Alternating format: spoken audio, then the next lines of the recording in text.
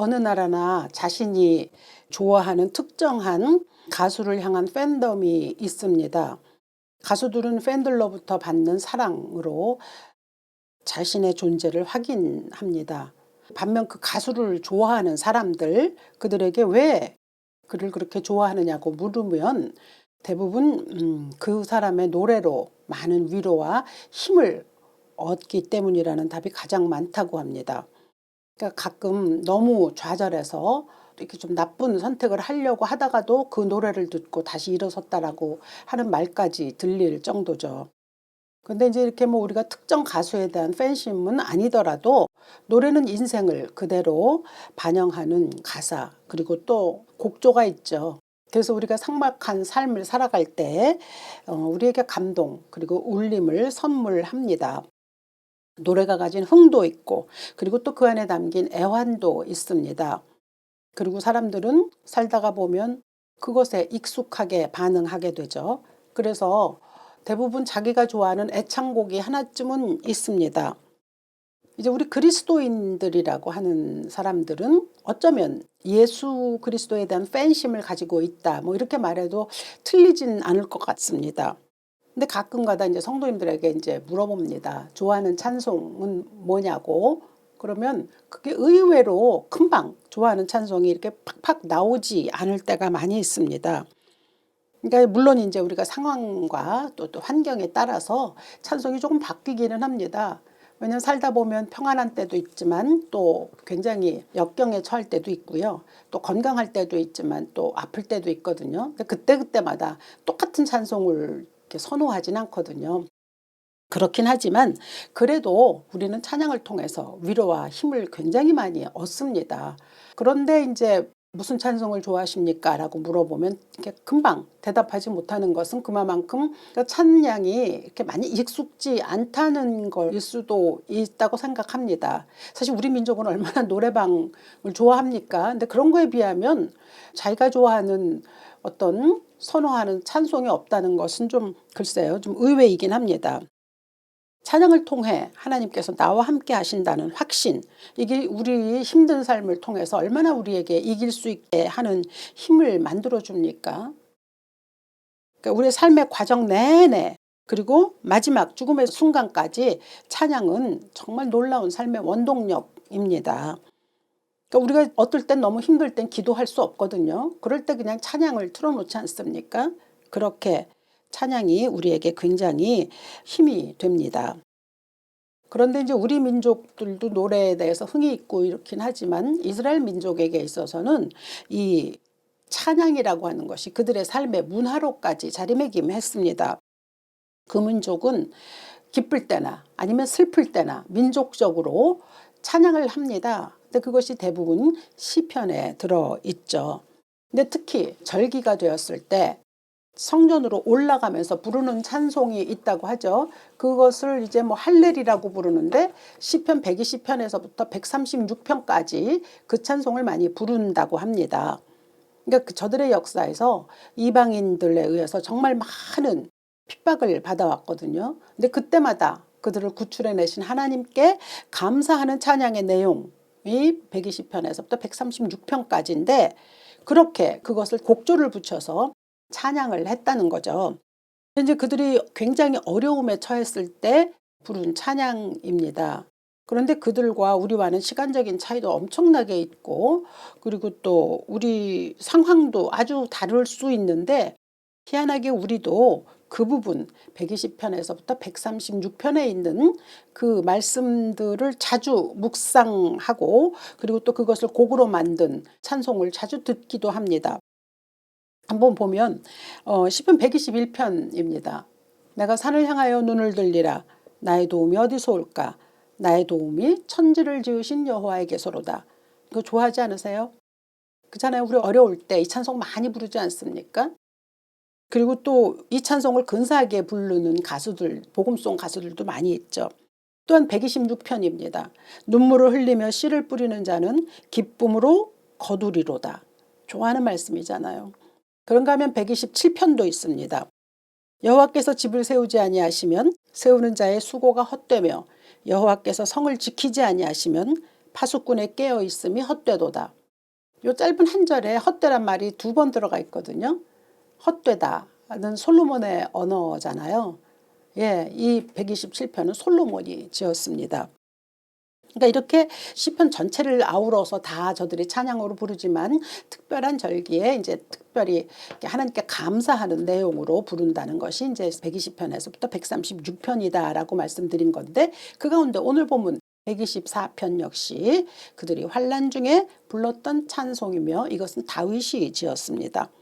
1, 2절은 전합니다.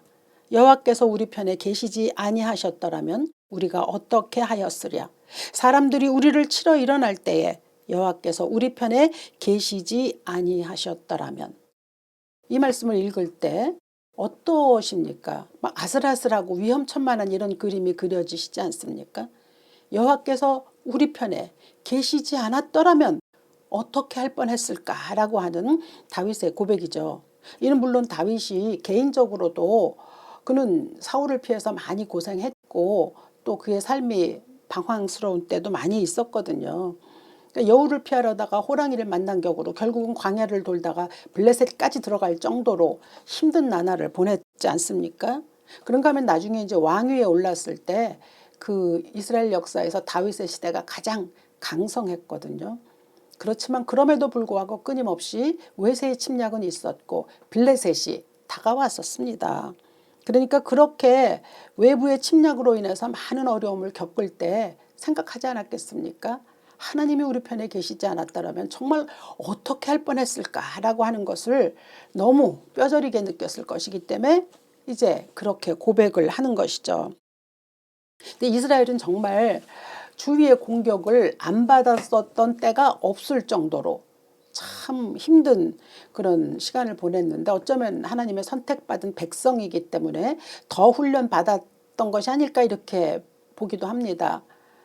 가끔 가다 보면 유난히 좀 어려운 시기를 많이 보내는 분들이 있습니다. 그러니까 하나님이 더 혹독하게 훈련시키시는 경우, 그런 걸 보거든요. 근데 하여튼 이 이스라엘 백성들이 그 수모를 견디고 또 박해를 견디면서 끝까지 살아남을 수 있었던 이유 단 한 가지입니다. 오직 여호와께서 우리 편에 계시다라고 하는 그 믿음인 거죠. 비록 이스라엘은 목이 곧은 백성이라고 꾸중을 듣기도 했고, 그리고 또 하나님의 말씀에 불순종하지 않는다고 책망도 받았지만, 그럼에도 불구하고 그들이 붙들고 있었던 것, 여호와는 내 편이다라고 하는 그 점이죠. 근데 이 말씀 여호와께서 내 편에 계시지 않았더라면 이라고 하는 것이 이제 저는 개인적으로 예전에 부목사 시절을 떠올리게 했습니다. 그때 뭐 설교를 하거나 아니면 뭐 성경 공부를 하거나 하면 참 그런 얘기도 많이 했었습니다. 하나님께서 우리 편에 계시기를 구하기보다는 우리가 하나님 편에 서 있기를 구하자, 이런 말을 많이 했거든요. 근데 지금 생각해 보면 그때는 꽤나 내가 좀 편하게 살았었나라는 생각을 합니다. 왜냐하면 우리가 굉장히 어렵잖아요. 그러면 내가 하나님 편에 서는 일보다는 하나님이 지금 내 편에 계셔 주셨으면 하는 바람이 훨씬 강력합니다. 그렇지 않으세요? 내가 지금 힘들면 하나님 지금 내 곁에 계셔 주세요라고 하는 그 소망으로 간절하게 되는 거죠. 이런 걸 보면서 또 한때 어려움이 있을 때 이제 믿음 좋은 분들이 또 이렇게 권면을 하러 나서기도 하죠. 근데 대체로 무척 담대한 어조로 말합니다. 하나님 편에 서 있지 않기 때문에 그래, 뭐 기도하지 않기 때문에 그래라고 하는 말로 이제 꾸짖을 때가 있거든요. 근데 이제 맞는 말이긴 합니다. 그렇긴 하지만 듣고 나면 더 낙심이 되는 것이죠. 그러니까 어려울 때는 그게 아무리 좋은 말일지라도 그게 그렇게 크게 위로가 잘 되지 않죠. 그 욥의 세 친구들이 그랬지 않습니까? 욥을 위로한답시고 와가지고 결국 그의 상처난 마음을 더 긁어 놓았던 것처럼 이런 실수들을 우리가 하거든요. 근데 오히려 그때 하나님께서 지금 당신 편에 계십니다라고 얘기해 주는 것이 훨씬 더 좋았을 것 같습니다. 왜 지금 하나님 편에 있지 않느냐라고 다그치기보다는 아무리 힘들어도 지금 하나님이 당신과 함께 계십니다라고 하는 그 권면이 훨씬 더 힘이 되는 것이죠. 그리고 따지고 보면 하나님이 지금 내 편에 계시기 때문에 그래서 우리가 하나님 편에 있을 수 있는 거 아닙니까? 우리의 인생에는 참으로 이렇게 끝도 없는 위협도 있고 그래서 거대한 파도처럼 우리를 그냥 막 휩쓸고 지나가는 것도 있고, 그래서 우리로 하여금 그 물속에서 허우적거리게 만들기도 하죠. 그런가 하면 또 사냥꾼의 올무에 갇힌 것처럼 꽁꽁 묶어놓는 일들도 있다는 거죠. 사람도 사건도 상황도 이런 것들이 우리로 하여금 갇히게 만들어서 막 벗어나고자 하지만 되지 아니하는 그런 이제 속수무책으로 살아갈 수밖에 없는 일들이 일어납니다. 근데 다윗은 오늘 본문에서 굉장히 살아있는 언어로 구체적으로 이야기를 해줍니다. 그게 3절부터 5절인데요. 그때 그들의 노여움이 우리에게 맹렬하여 우리를 산채로 삼켰을 것이며 그때의 물이 우리를 휩쓸며 시내가 우리 영혼을 삼켰을 것이며 그때에 넘치는 물이 우리 영혼을 삼켰을 것이라 할 것이로다. 그러니까 그게 그때 이제 그들이 뭐 사람이라고 하는 것은 다 자기들을 해치러 온 뭐 원수라고 볼 수 있습니다. 아무튼 우리를 힘들게 하는 그 어떤 것이라도 우리에게 닥쳐왔을 때 물이 우리를 삼키는 것처럼 그렇게 우리가 아마 잘못됐을지도 모르는데 그때 여호와께서 내 편에 계셨기 때문에 이렇게 살아갈 수 있었다라고 하는 고백인데, 이게 굉장히 머릿속에 잘 그려졌던 이유는, 물론 영혼이, 여기는 영혼이 삼켜진다고 얘기하는데, 제가 중3 때 학교에서 이제 수련회를 말리포로 갔다가 파도에 빠져서 죽을 뻔했습니다. 정말 죽을 뻔한 그 경험 때문에 저는 아직도 수영장에 조차 가는 것도 싫어합니다. 아직도 그 공포가 살아남아 있거든요. 근데 이제 그렇게 막 물이 우리를 막 그냥 휩쓸고 지나가는 이런 것들이 다윗은 이야기합니다. 영혼, 우리의 영혼을 완전히 무너뜨릴 수 있는 일들이 있다라고 얘기하는 거죠. 사실 우리의 삶이 그렇지 않습니까? 파도가 쳐서 모든 것을 다 부숴버리는 듯한 일들이 일어납니다. 그래서 생명도 잃고요, 재산도 잃죠. 그러나 무엇보다도 우리의 영혼을 파괴시키는 것이 가장 중요한 까닭에 다윗은 영혼을 이야기하고 있는 것이죠. 우리에게서 가장 중요한 것은 영혼의 문제입니다. 베드로전서 1장 9절에서 베드로는 믿음의 결국 곧 영혼의 구원을 받음이라 라고 말했거든요. 우리가 왜 믿습니까? 행복하기 위해서, 뭐 그것도 말이 되죠. 왜 믿습니까? 천국 가기 위해서 말됩니다. 그런데 가장 중요한 것은 우리의 믿음의 결국은 우리의 영혼의 구원을 받기 때문이라고 얘기하는 거죠. 그래서 이 영혼의 문제가 가장 크다는 것을 이제 믿음의 선진들은 다 전하고 있죠. 우리가 육신의 질병이 많으면 그 질병의 치유를 위해서 기도합니다. 그러나 더 좀 중요하다고 할까요? 하는 건 영혼을 위한 기도를 해야 하는 것이죠. 왜냐하면 우리의 육신은 결국은 흙으로 돌아갑니다만 영혼은 하나님과 동행하기 때문입니다. 경제적인 고통이 생겨서 힘든 경우에 정말 막 죽을 것 같은 그런 어려움을 토로하는 분들이 계시거든요. 그런데 그럼에도 불구하고 그 일도 기도하지만 영혼을 위해서 기도해야 되는 건 우리의 영혼을 부스러뜨릴 수는 없기 때문입니다. 그렇게 물이 우리를 휩쓸어가는 것 같은 그러한 우리의 삶에 대해서 다윗이 노래했다면, 다윗은 두 번째로 이번에는 인생의 환란을 사냥꾼의 올무에 갇힌 새로 표현했습니다. 7절을 보면 우리의 영혼이 사냥꾼의 올무에서 벗어난 새같이 되었나니 올무가 끊어짐으로 우리가 벗어났도다. 그렇죠. 나중에 여긴 벗어났다라고 이제 다윗은 선언하지만 우리의 삶이 얼마나 많이 덫에 걸리게 만듭니까? 그래서 또 때로는 한창 동안 갇혀서 애환을 가지고 살아가는 경우도 있거든요. 길버트 그레이프라고 하는 영화가 있습니다. 미국의 아주 시골의 한 가정을 중심으로 그 삶의 역경을 그대로 담담하게 그려낸 영화입니다. 주인공인 길버트는 이제 아들 둘, 딸 둘의 장남입니다. 그가 어렸을 때 아버지가 이제 스스로 목숨을 끊으셨습니다. 그래서 그 충격으로 어머니는 초고도 비만이 되었고, 그리고 이제 대인 기피증을 가져서 그냥 집안에만 머물고 있고, 그 동생은 지적 장애를 가지고 있습니다. 그런데 이제 그 길버트는 조그만 슈퍼에서 알바를 하면서 가족을 돌보죠. 근데 그 영화를 이렇게 보면 그 길버트가 정말 뛰쳐나가고 싶은 그런 마음을 가지고 있는 것을 그의 눈빛에서 읽을 수 있습니다. 근데 그렇게 하고 싶어도 또 할 수도 없는 거죠. 그래서 굉장히 좀 암담한 느낌을 받습니다. 그런데 그 가족과 장애를 가진 동생을 향한 큰아들로서의 책임, 의무감, 그게 이제 자기를 좀 묻고 있긴 하지만 그러나 동시에 또 그들을 향한 사랑이 참 그대로 참 예쁘게 표현이 되어 있습니다. 그래서 그 가족을 향한 그런 사랑을 보면서 좀 많은 걸 생각나게 하죠. 슬픔이 나누면은 반이 된다 그러잖아요. 그래서 저는 그 영화를 보면서 물론 영화지만 저런 상황 속에서 그래도 저렇게 살아갈 수 있게 하는 이런 것들은 우리에게 굉장히 뭐랄까 내가 가지고 있는 어려움이 별거 아닌 것 같은 느낌을 받게 한다라고 그렇게 여겼습니다. 그래서 뭐 힘든 일이 있으면 이렇게 찾아볼 수 있는 영화 중에 하나이기도 합니다. 제가 힘든 일이 있으면 찾아보는 영화 중에 한국 영화로는 고령화 가족이 있고요.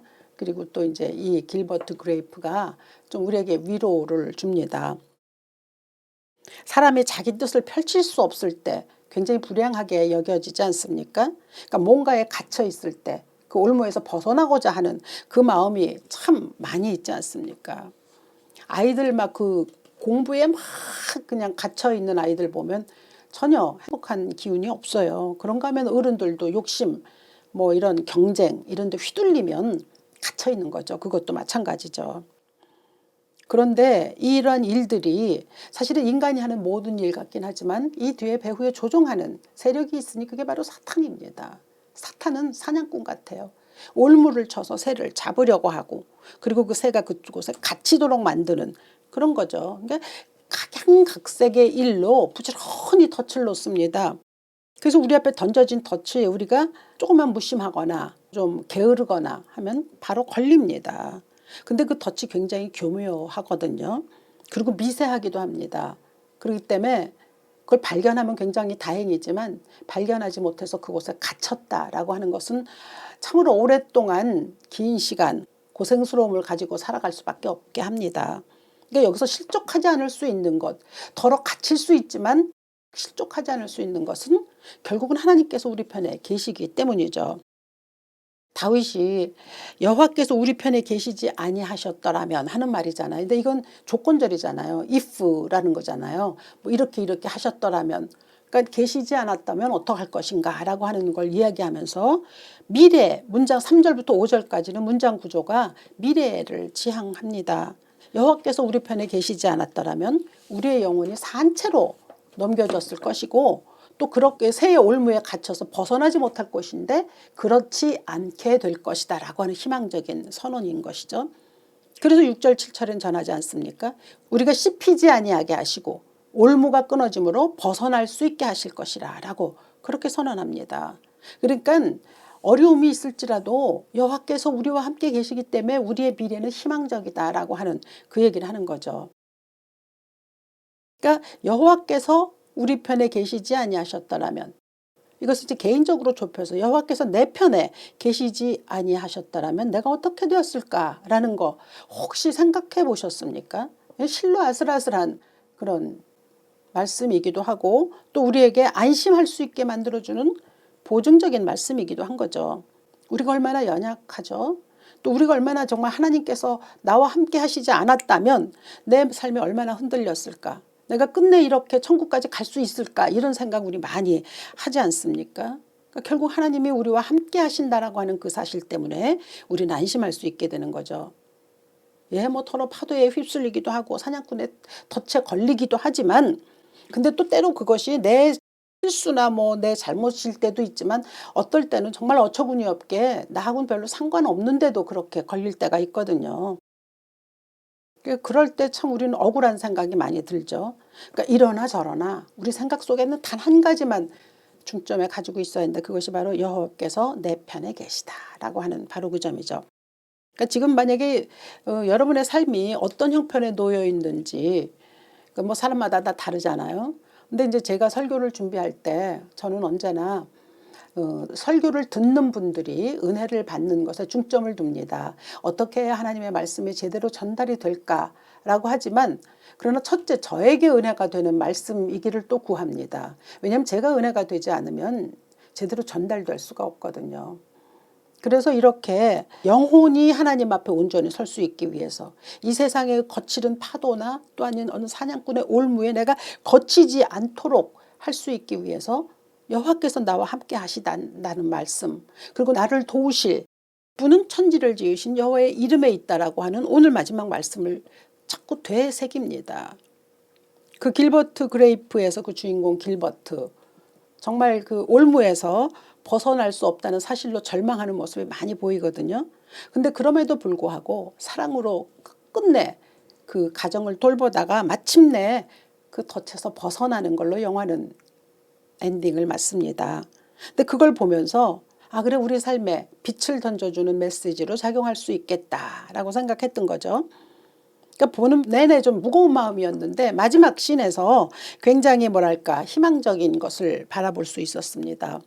그리고 어떤 생각을 했냐 하면 우리의 삶에 저렇게 어려움에 처한 자들이 저 영화의 주인공처럼 훨훨 날 수 있으면 참 좋겠다는 생각으로 참 그 영화를 보았습니다.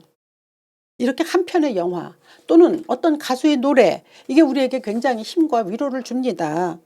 그렇다면 살아계신 하나님의 말씀, 그리고 하나님을 향할 찬송, 이것은 뭐 더할 나위 없지 않겠습니까? 뭐 그런 의미에서라도 우리는 좋아하는 말씀도 있어야 하고 내가 또 선호하는 찬송도 있어야 하는 것이죠. 이스라엘 백성들은 민족적으로 시편을 불렀습니다. 그리고 개인적으로도 그 하나님과 동행했죠.